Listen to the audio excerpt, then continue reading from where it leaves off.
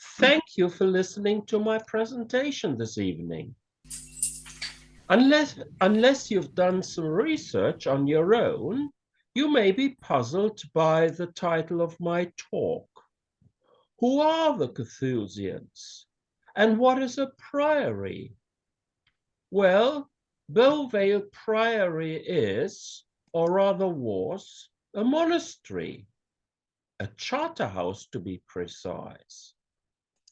Now we all know what a house is, and some of us may have been on a charter flight, but that doesn't help.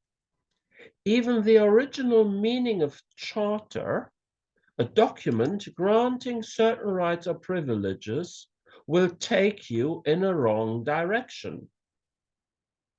As it happens, the word charter house is a corruption, or, to use a less drastic term, a malapropism of sorts. It was derived by folk etymology from the French place name Chartreuse or Chartreuse, a location in the French Alps near Grenoble, and one can hear and see the similarities in both sound and writing. But we are not yet there. I can trace my very first live encounter with an English charter house to the summer of 2018. For you to get the full picture, I need to tell you that I live between Cologne and Düsseldorf, two cities in Germany's Lower Rhineland that had charter houses. Also, the founder of the Carthusian order hails from Cologne. More about this later. At this juncture, I would like to introduce you to my friend of more than 46 years, the English composer and musician Alan Wilson. In the summer of 2018, Alan had been to my home for a couple of days, and we then drove and sailed to his home in London. He grew up in Eastwood, a small town to the northwest of Nottingham, and he suggested we should spend some time there. After his retirement as director of music at the famous Beauvale Church in the City of London, Alan has developed a strong interest in the history of his hometown of Eastwood, which boasts a celebrity resident. The writer David Herbert Lawrence, who was born in Eastwood in 1885 and lived there for much of his short life. Now, one cannot take for granted that only because a writer was born or lived in a certain place, the people there will take a special interest in his or her writings afterwards. But with Lawrence, this seems to be different. Because for much of his prose fiction, Lawrence has taken Nottinghamshire as its setting. So when reading his stories or novels, Eastwoodians to this day will recognize what location, be it a farm or a public house or a colliery, the narrator in his prose fiction is talking about. Now we have another coincidence, or rather, a concurrence of circumstances here. As early as 1976, a year before I first met Alan Wilson, I started looking into D.H. Lawrence's literary output when I was a student of English studies at Düsseldorf Uni. And because geography was my second subject, and because the 1970s were the years when deep coal mining in England came to an end, I found Lawrence's depictions of the East Midlands and its coal mining communities at the height of the Industrial Revolution truly worth studying. You may be asking yourselves, why is he telling us all this? Aren't we supposed to hear a talk on the charter houses in England and the fate which befell them? I can assure you we are nearly there. Both Alan and me being church musicians, the common ground between us has always been sacred music rather than English literature. But his interest in Eastwood, where both he and D.H. Lawrence spent their childhood, has made him become aware of Lawrence's works of art, that is, his prose, his poetry, and his paintings, so much so that he is now the chairman of the D.H. Lawrence Society. This explains why in the summer of 2018, when we went to Eastwood together, we got special permission to stay at the Breach House, home of the Lawrence family and the setting of the opening chapters of Lawrence's 1913 autobiographical novel, Sons and Lovers. How excited I was when I found a facsimile of Lawrence's handwritten manuscript of Sons and Lovers in the sitting room. Right at the beginning of Sons and Lovers, its narrator gives us an idea of what the countryside around Eastwood looked like. He does so by describing the course of a railway line. I will read from the end of line 5. Quote, "Down the long valley comes the colliery railway, from Watnell Pit on the highlands from the woods, through the cutting of red sandstone under the oak trees, crossing on its embankment above the meadows of the Carthusian monks, past the high ruined windows of Beauvale Priory to Spinney Park Pit, then by the woods again to the large mine of Moor Green, then on again across the brook and over the wheat fields facing Bestwood to the New England colliery hidden in the coppice. Then it branches to the north, runs through low-lying, snug Beckthorpe, up the long hill to Selston, whose colliery and village stand naked on a hilltop." Note how meticulous Lawrence was about his choice of words. He changed great for large and past for by. Eastwood in Sons and Lovers becomes Bestwood, whereas the other place names, Watnell, Moor Green, Selston, Beckthorpe, remain unchanged. What I would like you to focus on is the section in the middle.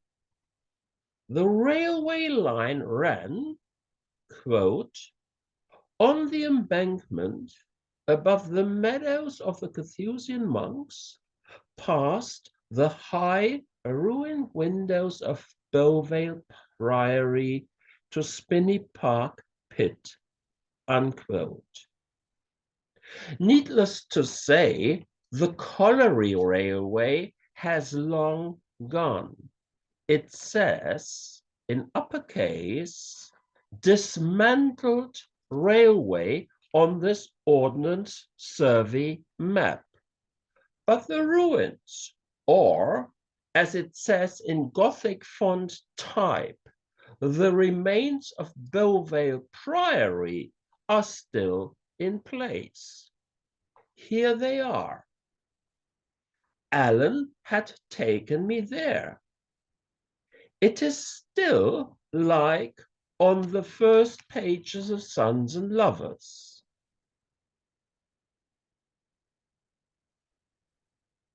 Locals seem to refer to Beauvale Priory as the Abbey, like in this sketch. But that's a misnomer. The place occupied by the Carthusian monks, or Carthusians, see the word spelled out at the very beginning of page 6 of the Penguin edition of Sons and Lovers. The Carthusians was not an abbey, it was a charter house. And because charter houses are headed by priors, they may also be called priories, but that is less precise.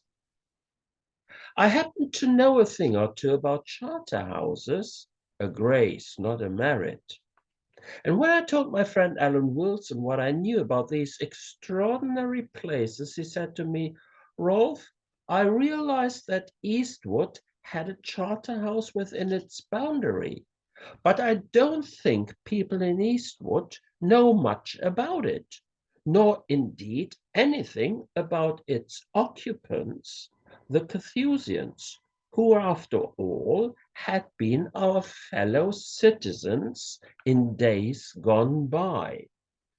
So it was decided that I should give a talk on the charter houses in England at the 2022 D.H. Lawrence Festival. I gave the talk on the evening of September the 8th, the day on which the Queen breathed her last.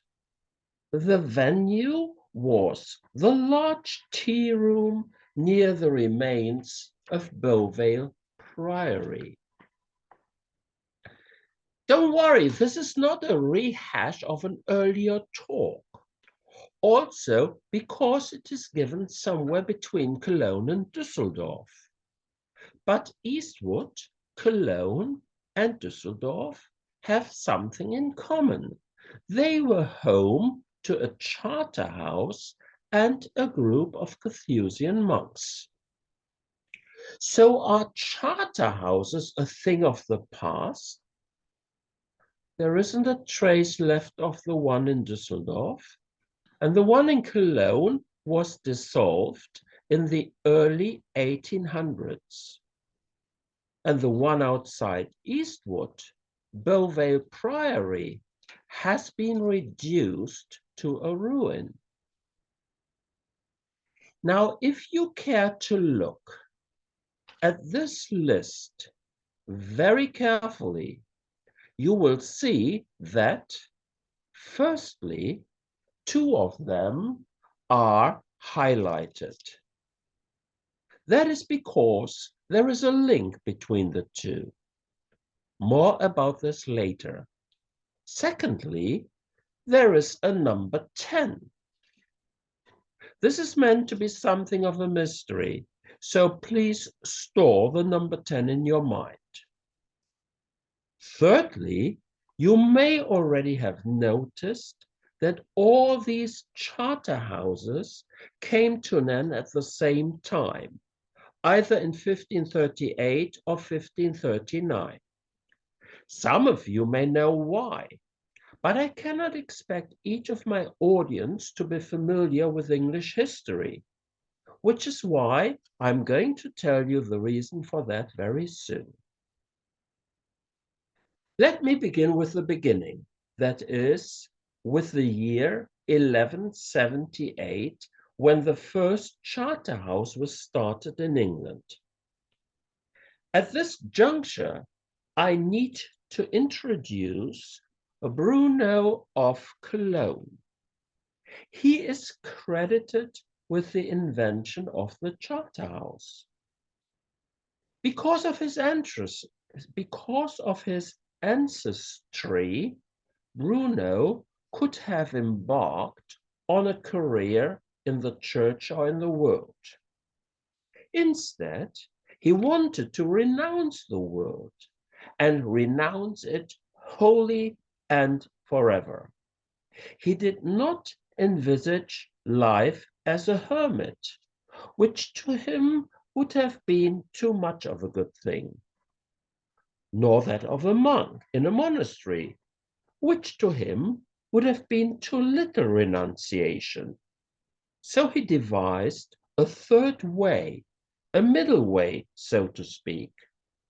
He and his confreres or companions would all have their own house and garden within a compound, live there in solitary confinement, with no contact to each other, and only come together for worship once a day, for a communal meal and a communal walk in the countryside once a week.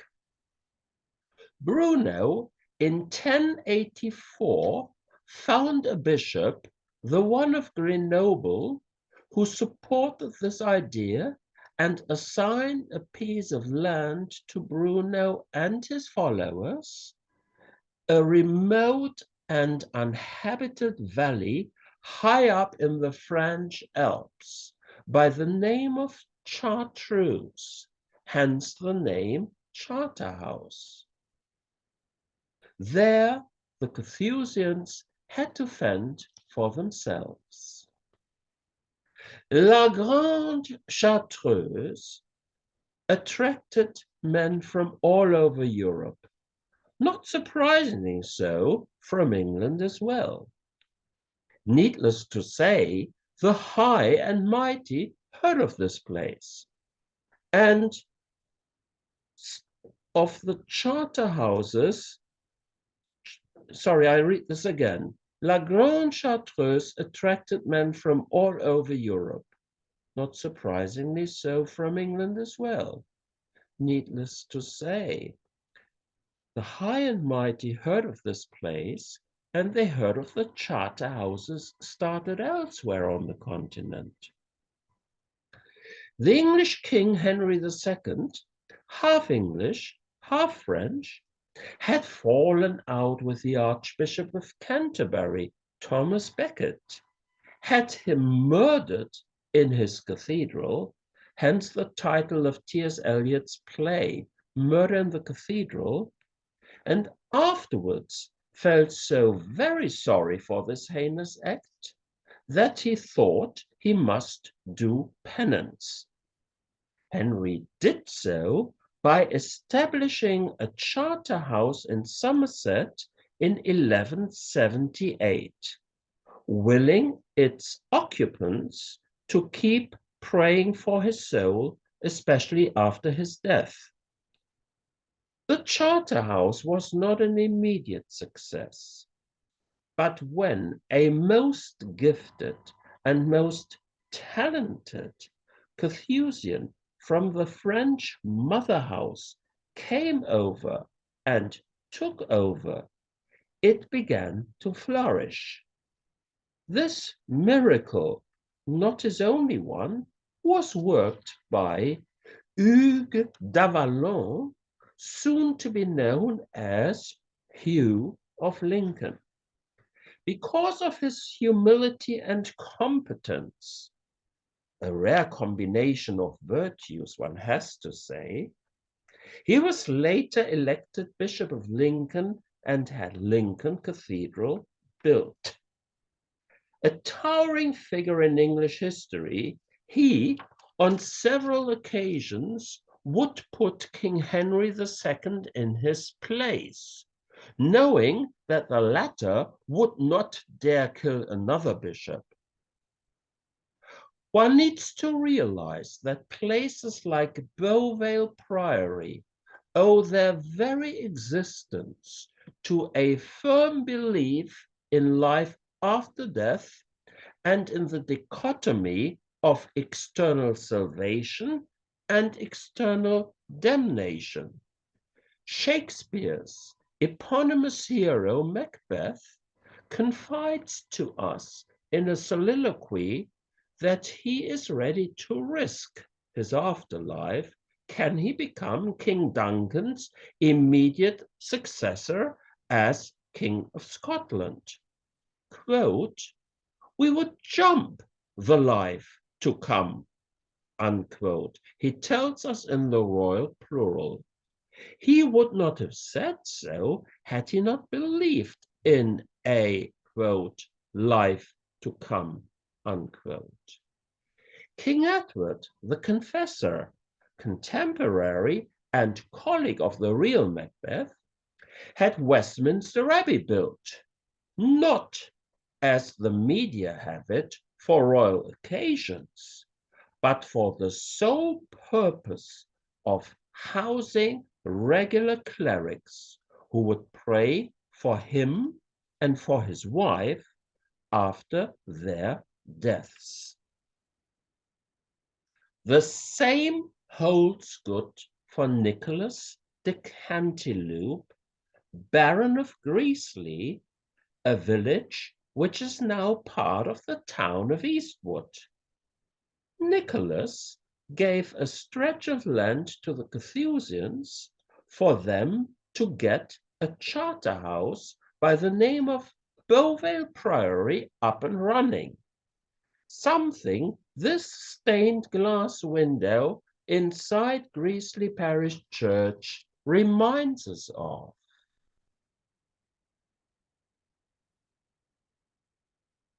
Fast forward to Henry VIII and the end of the charter houses in the 1530s, and indeed all convents and monasteries in his realm. Many of them had become very rich, something not only King Henry frowned upon. He therefore decided they be discontinued and their possessions seized upon. Those who lived there, friars and monks and nuns, and those employed by them, had to fend for themselves from one day to the next. Moreover, Henry VIII, having failed to have his marriage with Catherine of Aragon annulled so he could marry Anne Boleyn, made himself head of the Church of England and demanded that all the clergy in his sway, be it regular or secular, disavow the Pope and henceforward recognize the English monarch as supreme governor of the Church. Fast backward to the beginning of my talk. During my first extended visit to Eastwood in 2018, I made a discovery which even astounded someone who grew up there, my dear friend Alan Wilson. Having been raised a staunch Protestant, he had never set foot in the local Roman Catholic Church. A nondescript brick building in the nondescript town of Eastwood that can be easily overlooked, also because it lacks a spire.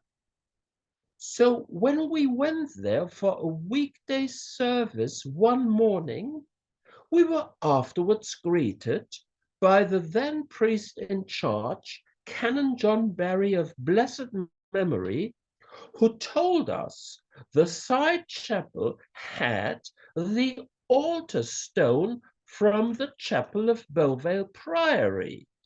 It had obviously been saved from the looters. Two stained glass windows in the chapel depict one holy man each. Saint John Horton and Saint Robert Lawrence, both priors of Beauvale Priory in the 16th century. Now, those names rang a bell. I had come across them in London's West End, of all places, in a house on Hyde Park Place. Back in 1907, the British government had granted asylum to a group of Benedictine nuns when they had to flee France, a country then governed by a fiercely anti-Christian government. Herbert Cardinal Vaughan, who initiated the building of Westminster Cathedral, had property near Hyde Park, housed the French Benedictines there, and entrusted them with the relics of the Tyburn martyrs, among them John Horton and Robert Lawrence of the Beauvale Charterhouse. They are referred to as Tyburn martyrs because they ended up at the Tyburn tree, which stood at the southern end of what is today Edgware Road, opposite Speaker's Corner. Now, Tyburn tree is a misnomer, and a rather cynical one at that. It was, in fact, an oversized wooden gallows in the shape of a triangle where up to 12 criminals could be hanged to death at the same time, 4 on each side. It was in use for 146 years, from 1535 to 1681, and did not bear much resemblance to a tree. Now, what is all this to do with English Charterhouse? Well, many of the criminals who ended up at Tyburn were men and women, 105 in number, whose crime it was not to recognize King Henry VIII as head of the Church of England. And among the first, if not the very first, were the aforesaid friars John Horton and Robert Lawrence, 2 Carthusians associated with Beauvale Priory. At the time of his imprisonment and execution, John Horton no longer was prior of Beauvale, but of the London Charterhouse, and had been succeeded in Beauvale Priory by Robert Lawrence.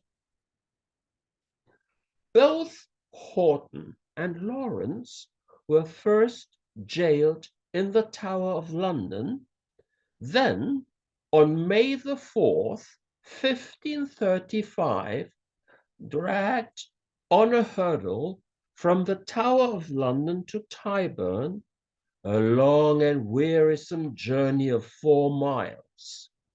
There, they were hanged by the neck. Apparently, a thick rope was used so they wouldn't die too quickly. Tradition relates that when the executioner tore open his chest to remove his heart, John Horton was still conscious and able to cry out, "Oh, Jesus, what will you do with my heart?" Bear in mind that the hanging and the disemboweling took place in front of an audience. Sir Thomas More, then still King Henry's Chancellor, and later to be executed himself, took his first child, Margaret Roper, to this gruesome spectacle, and did so for an educational purpose. Far from applauding the execution of the Carthusian priors, he asked his daughter this rhetorical question: "Mais, Seest thou how these blessed fathers be now going as cheerfully to their deaths as bridegrooms to their marriage? I hasten to add that Margaret wasn't a girl anymore, but a married woman aged 30 and on her way to becoming one of the most learned females of her time. A question I'd never asked myself before is this one. How come that of all the religious, how come that all of, sorry, I'll read the question again. How come that of all the religious there were at the time of Henry VIII, it was the Carthusians that were so harshly dealt with? And more importantly, why were they the first to suffer martyrdom?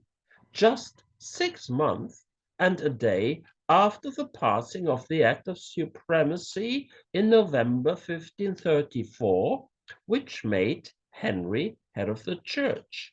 Why them, and not, say, the Dominicans or the Benedictines or the Austin friars? In preparing this talk, I think I have come to an answer. It is to do with the Carthusian order itself. This order, founded, as I said earlier on, by Saint Bruno of Cologne in the 11th century, was and is the strictest order there is.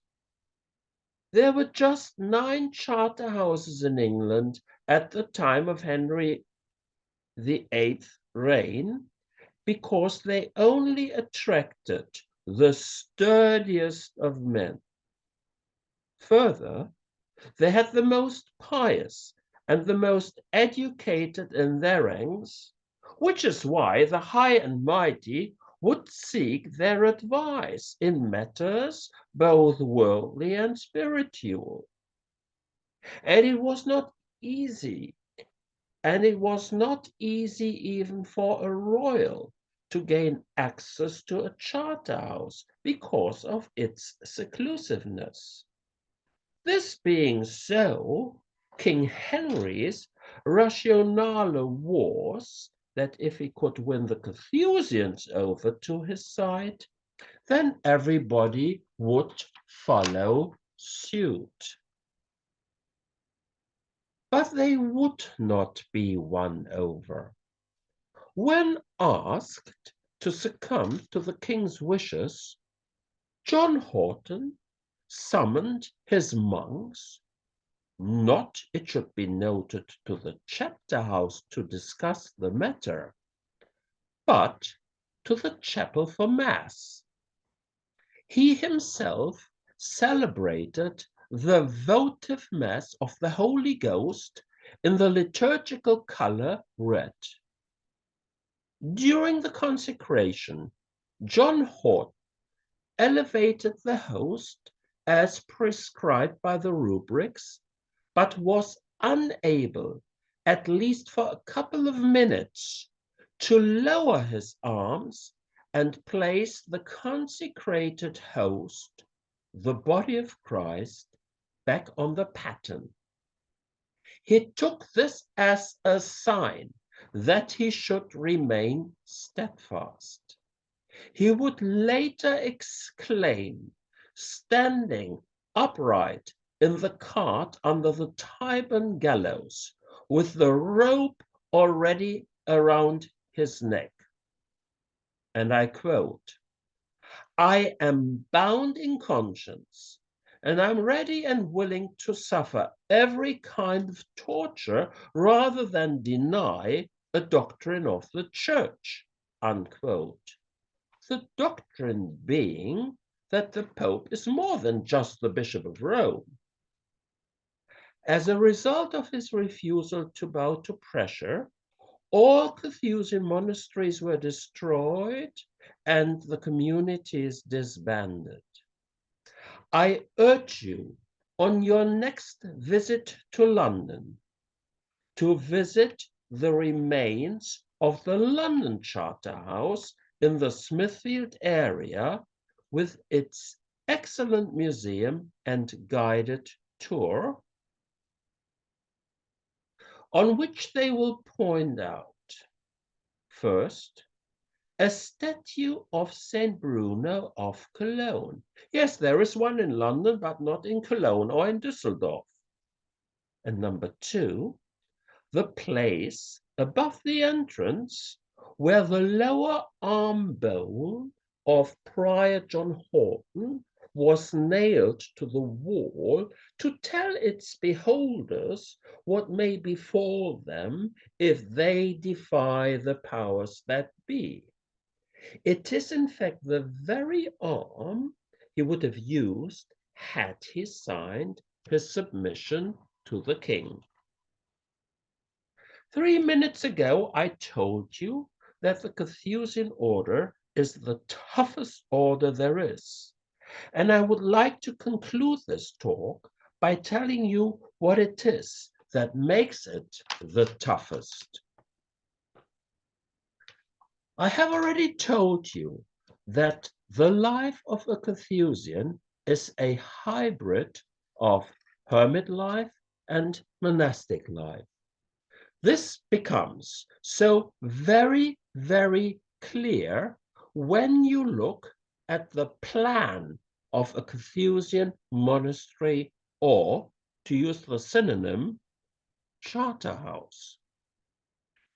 The most striking feature of a Charterhouse are the little houses on 3 sides of a square or a quadrangle. Each Carthusian has his own abode, also referred to as his cell. Downstairs, there is a workshop furnished by the occupant for him to pursue his daily labor. Upstairs, there are his living quarters, consisting of a table, a chair, a bed, bookshelves, and a facility to look after his temporal needs. Part of the upstairs is a little oratory with a kneeler facing the wall with a crucifix. Another important area in the cell is the Ave Maria room next to the entrance, which reminds the occupant that on entering his cell, he wants to greet Our Lady by saying a Hail Mary. One may be tempted to think that a Carthusian's life isn't that uncomfortable after all. Not only does he have his own house, but he also has a garden at his disposal, and he is looked after by his confreres. So what is it that makes his life one of utmost austerity? For one thing, after testing himself and being tested by his superiors, a process that can take up to 7 years, a Carthusian will be stuck in the Charterhouse of his choice for the rest of his life.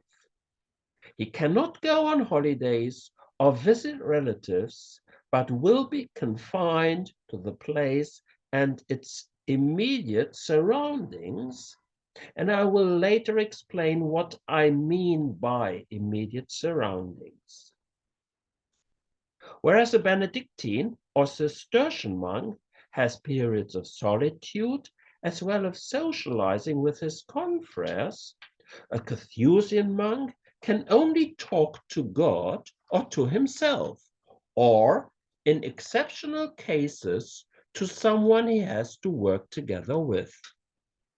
As Father Stephen Wang, rector of the Venerable English College in Rome, puts it in his excellent video on Carthusian life, quote, "It is 95% solitude, 4% praying together, and 1% communication, unquote.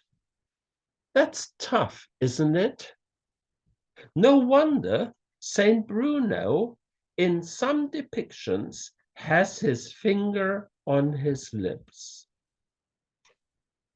In a charter house, the cloisters, a covered walk typically with a colonnade open to a quadrangle on one side, are not used for processions or meditative walks when it's raining. Rather, they link the cells to the refectory, to the chapter, and to the chapel. But don't be deluded. Most meals are taken privately. A Carthusian brother will bring the food and drink to the cells, passing them through a hatch created beside the door giving to the cloisters. He cannot even greet the occupant of the cell, let alone say hello or bon appetit. Although little remains of the London Charterhouse, visitors are shown such a hatch on a guided tour there. The refectory is used on Sundays, on feast days, and after funerals only. And even then, the Carthusian monks will eat in silence and listen to a spiritual reading delivered from a pulpit. Now, this is not singular to the Carthusians. Rather, it is an invention by St. Benedict. Benedictines, though, can and will socialize after the meal, at least on a Sunday. Carthusians, by contrast, can do so on rare occasions only. They have 2 meals a day, the first in mid-morning and the second after Vespers. Eat like a Carthusian, I think, is an English expression, meaning that one's diet consists of bread and vegetables. I wonder if Saint Bruno can be credited with inventing vegetarianism, which is so popular today, since he himself established the rule, no meat. Fish and eggs are okay. And fasting is severe. On Fridays, it is just bread and salt and water, the water substituting for tea, beer, or cider. Yes, Carthusians may be veggies, but they are not teetotalers. The hardest thing a Carthusian novice will have to get used to is getting up at midnight for matins, which in a charter house, as the term matins implies, are sung in the chapel at the beginning, the very beginning of the day, that is at 0 o'clock. The only other communal service is Vespers. All the other parts of the divine office, Lords, Prime, Terce, Sext, Non, and Compline, are said privately to not disturb the solitude of the Carthusian brother or father too often. I said father or brother, a distinction to be found in most male orders. The Carthusian father is a priest who has been ordained and administers the sacraments. He is a scholar and, unlike a brother, exempt from doing manual work, like, for example, chopping wood for heating. Now, for the last 20 minutes or so, I have spoken about the Carthusians in the present tense.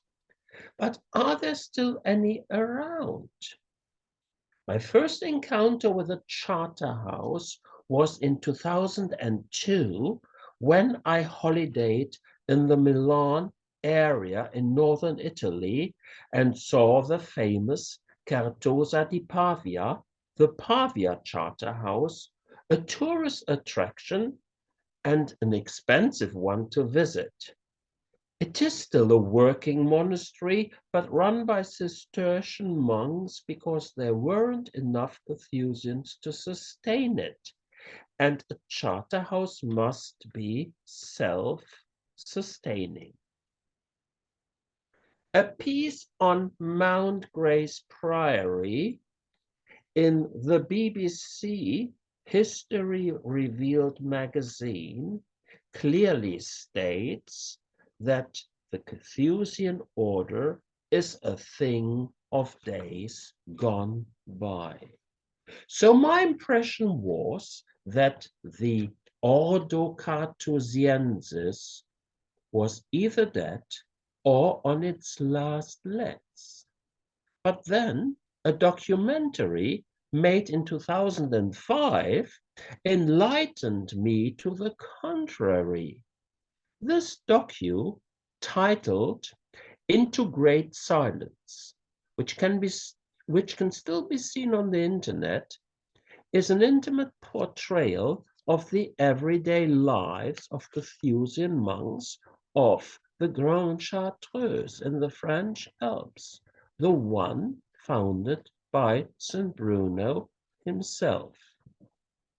But what about England? Is there a number 10? Yes, there is. It is called Parkminster or St. Hugh's Charterhouse, named after the very man who founded the first and ended up as Bishop of Lincoln. The information on the internet is scanty, so I wanted to see for myself. Despite using satellite navigation, I had difficulty finding the place. On the A281, which links Guildford and Brighton, there is no town or village by the name of Parkminster, and I was about to give up when I spotted an entrance to something like a private estate and this sign. I drove up a driveway until I saw a building. There wasn't anything like a parking lot. There was a car with a British license plate, which, to my relief, was not deserted. Its owner said his brother was a resident of the place, and as a relative, he had permission to stay at their guest house, which indicated to me that the place had not been abandoned. And it didn't look abandoned either. When I rang the bell, somebody came to the door and asked me to come in. I was stunned, not having expected anything like it. It turned out that there had been a misunderstanding. The good brother had mistaken me for a mechanic they were expecting, and he wasn't cross with me when he found out his error. He even let me glimpse into their courtyard, surrounded by the cloisters on 3 sides. It is their burial ground, the graves just marked by wooden crucifixes without any names on them. The whole experience was only a matter of minutes, yet I had every reason to feel pleased with myself, since I had managed to get inside a living charter house. The weather being fine and having an Ordnance Survey map with me, I decided not to get into my car and drive back to London, but explore the surroundings of the charter house, beautiful open countryside, partly wooded. It was more than a leisurely walk.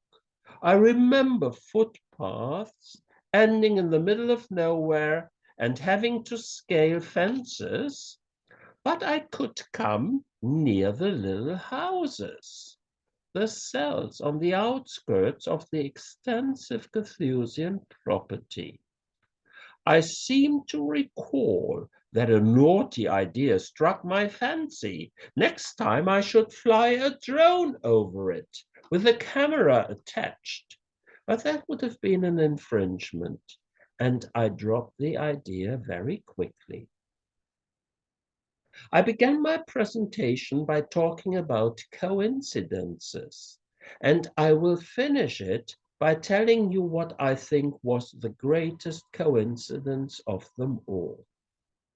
I was about to retrieve my car when I spotted something white that was moving in the woods. On closer inspection, it turned out to be a Carthusian monk.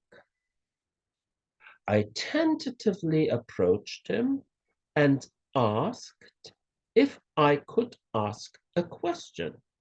He said he had to keep walking, but wouldn't mind me accompanying him. Though tired from roaming the countryside around St. Hugh's for already quite some time, I immediately agreed, not wanting to let this chance of a lifetime go by. His name, it turned out, was Brother Boniface or Winfried. He had taken the name of the very man who brought Christianity from Wessex to the German heathens. Another coincidence. Once a week, Carthusians leave their property for a communal walk. It is part of their rule. Thank God I had come on a Monday, the day they take it at St. Hugh's.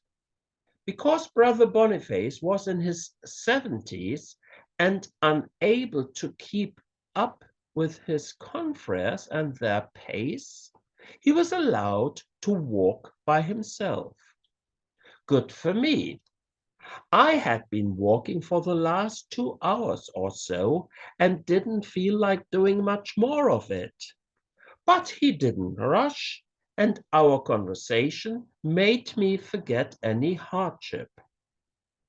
It was a very warm summer's day in 2018 with no clouds in the sky, but there was a cooling breeze coming from the sea over the crest of the South Downs.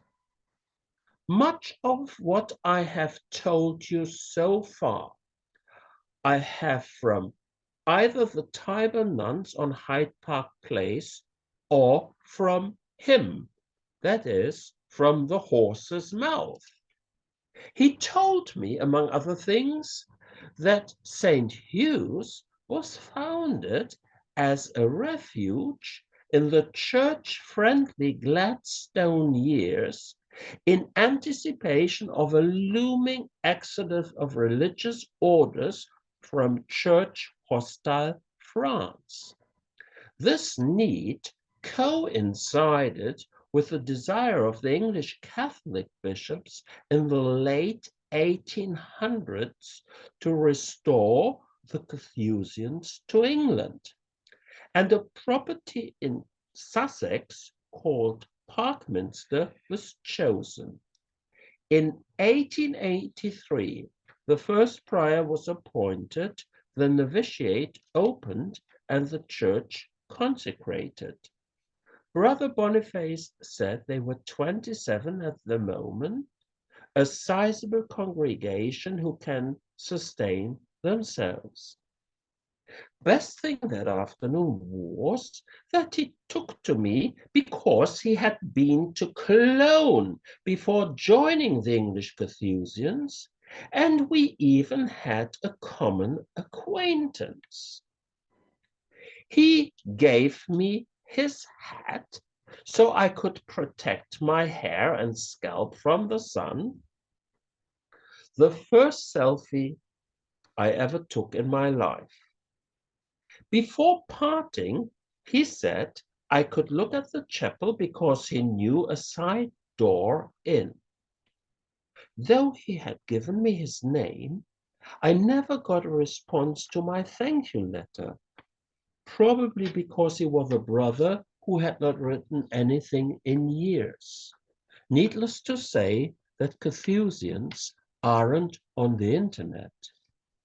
To wrap up this talk, I would like to tell you what response I got from a Carthusians at St. Hugh's Charterhouse last September when I asked him, could I come to a service in that chapel? And could I bring a friend who is into church music?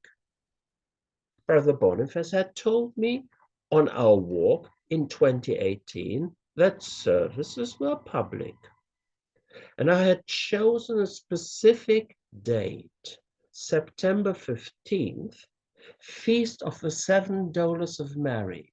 I thought it might be a good day, because on that day, the Stabat Mater Dolorosa is supposed to be sung before the Gospel. The monk put in charge of communication with the outside world replied immediately to my query. Here is what he wrote. Dear Rolf, there are no services for the faithful. The public is not allowed inside the monastery. With prayer, Brother John Beauvale. I Googled his name and found out that it was the prior himself who had written this. An older website, not yet deleted, had stated that one could attend church services on Sundays and feast days. Two possible explanations for this change of policy come to mind. One, it was because of the pandemic, which in 2022 wasn't quite over yet. Two, there may have been people who turned up at their services just out of curiosity, taking photographs with their mobile devices and showing disrespect. I don't think I will ever find out. Thank you so much for listening. That's it.